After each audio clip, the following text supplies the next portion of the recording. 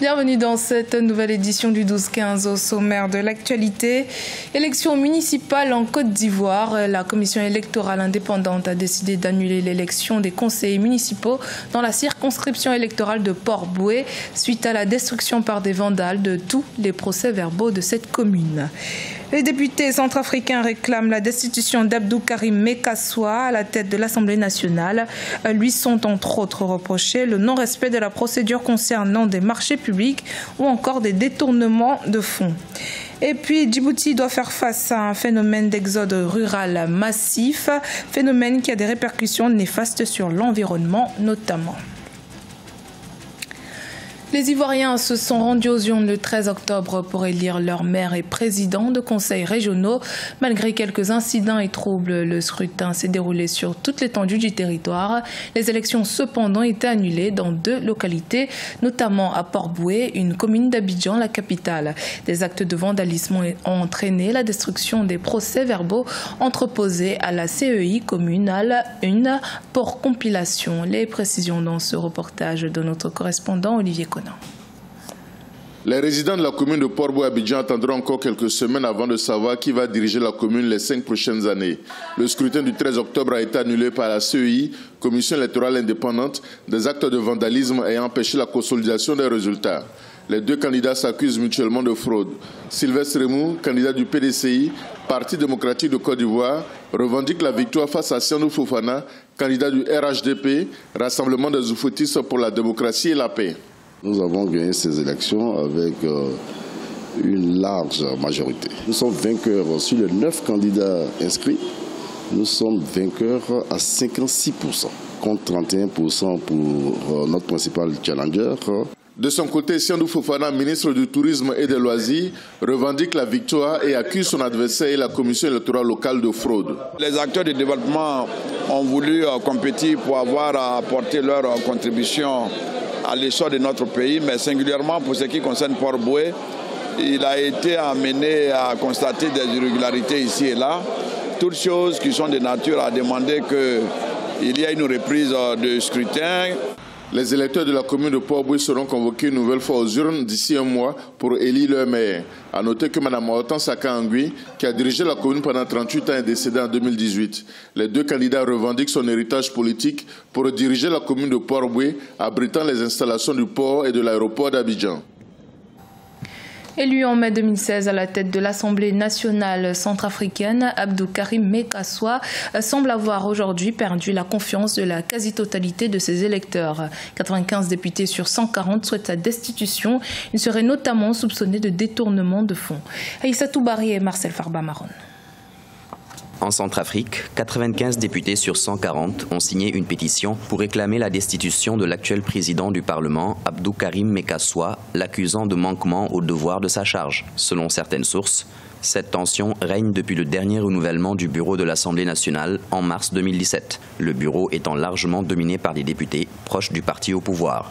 Notre pays a vécu une crise qui a divisé les communautés et qui a entraîné plusieurs milliers de morts. Au-delà de nos divisions, de chercher d'abord à panser les plaies, à rétablir le dialogue, la paix à tous les niveaux. Depuis le renouvellement du bureau du Parlement, le ton monte au sein de l'institution. Des accusations de détournement de fonds et l'organisation de missions fictives seraient à l'origine de la tension politique. Une commission de vérification et de contrôle parlementaire a été constituée pour élucider ces accusations.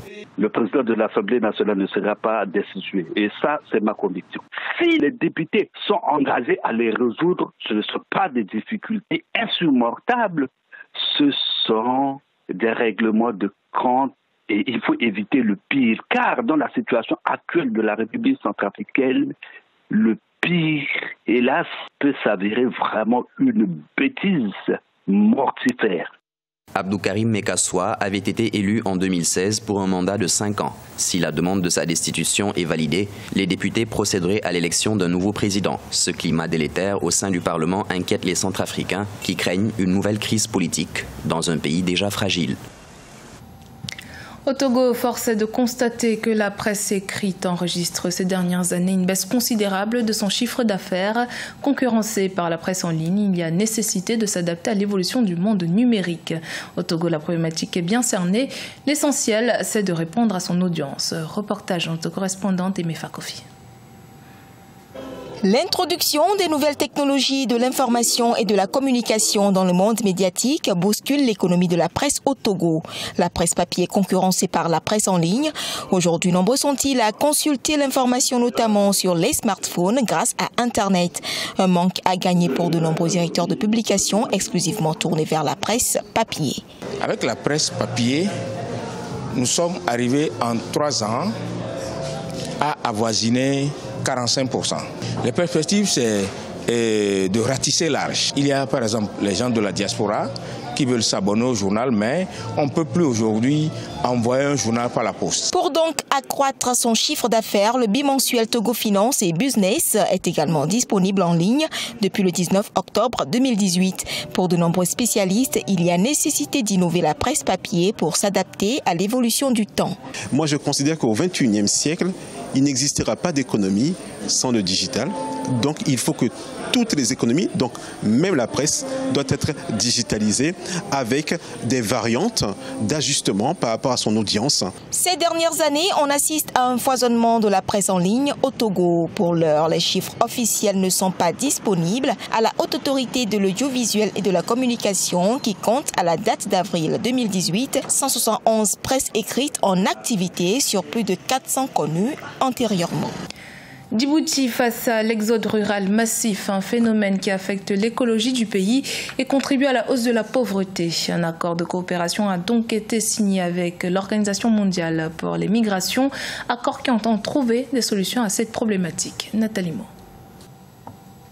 À Djibouti, la côte est le principal pôle d'attraction des populations. Dans le pays, le trafic maritime atteint 3 millions de tonnes de marchandises par an, favorisant ainsi l'exode rural. Cependant, cette surpopulation citadine a des effets néfastes sur l'écologie. Ainsi, selon diverses études, près de 95% des récifs coralliens seraient menacés à Djibouti. La surpopulation est liée aux activités anthropiques. Et les activités anthropiques non réglementées conduisent à la pollution des eaux. L'afflux des populations djiboutiennes vers les zones urbaines a une incidence sur le taux de pauvreté dans le pays. Des statistiques montrent que de 2000 à 2010, près de 70% de la population vivait en dessous du seuil de pauvreté à Djibouti-Ville. Les principales activités économiques pratiquées ici sont logées dans le secteur informel. Il est urgent d'engager une véritable politique de développement des territoires de l'Interland, mettre sur pied des techniques modernes d'irrigation et d'utilisation efficiente des nappes phréatiques pour permettre le développement de l'agriculture. Depuis le 14 octobre 2018, un accord de coopération pour la réalisation d'une étude sur l'exode rural lie Djibouti à l'Organisation mondiale pour les migrations. L'étude qui sera menée va permettre de trouver des solutions contre ce fléau à Djibouti. Dans ce pays, 85% de la population vit dans la capitale, Djibouti. Rencontre à présent avec Maurice Njuguna, un jeune entrepreneur kényan spécialisé dans la fabrication de jouets à l'effigie des Matatu. Ces bus qui circulent dans les rues de Nairobi et qui font partie du quotidien des Kenyans. Les reproductions plus que fidèles et saisissantes. Adjijatou Badawi.